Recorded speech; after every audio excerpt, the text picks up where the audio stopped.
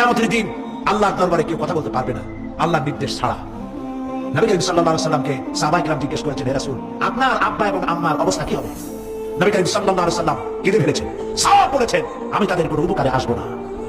পৃথিবীর সব মানুষ, সাহাবায়ে কিরাম বাদ দেন, পৃথিবীর সমস্ত মানুষ একত্রিত হয়ে আবু তালেব রাসূলুল্লাহকে যে ভালোবেসেছেন, ওর 1000 ভাগের 1 ভাগ সারা দুনিয়ার মানুষ রাসূলুল্লাহকে ভালোবাসতে পারবে? পারবে? নিজের ছেলে আলীকে, আলী রাদিয়াল্লাহু তাআলা আনহুকে আলাদা বিছানায় শোয়াইয়া, ছোট্ট মানুষ হযরত আলী আলাদা জায়গায় রাখা, মুহাম্মদ রাসূলুল্লাহ সাল্লাল্লাহু আলাইহি ওয়াসাল্লাম এতিম মানুষ, তার কলিজার সাথে বুকের মধ্যে আশ্রয় দিয়ে আগলে রেখেছেন গুম করে।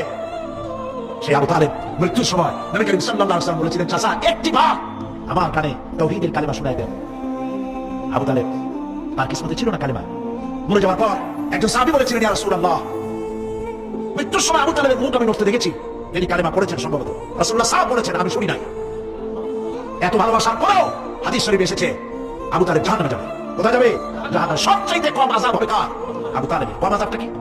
হাদিস শরীফে এসেছে কম আযাব হলো জাহান্নামের আগুন দিয়ে এক জোড়া জুতা তৈরি করে আবু তালেবের পায়ে পরিয়ে দেওয়া হবে। সেই জাহান্নামের আগুনের তৈরি করা জুতার তাপে আবু তালেবের মাথা ঘিরুগুলো টকবক করে বউ করতে লাগবে। এত ভালোবেসে যদি কিয়ামতের উপায় না হয়, আপনি ইয়া নবী সালাম আলাইকা, ইয়া রাসূল সালাম আলাইকা আর কতগুলো জিলাপি খেলেন, বড় একটা মিছিল করলেন। প্রিয় ভাই সব, এইসব বিদআত ছাড়ুন, এগুলো সুস্পষ্ট বিদআত। রাসূলুল্লাহকে ভালোবাসবেন, সাহাবীরা যেভাবে ভালোবেসেছেন ওইভাবে ভালোবাসবেন।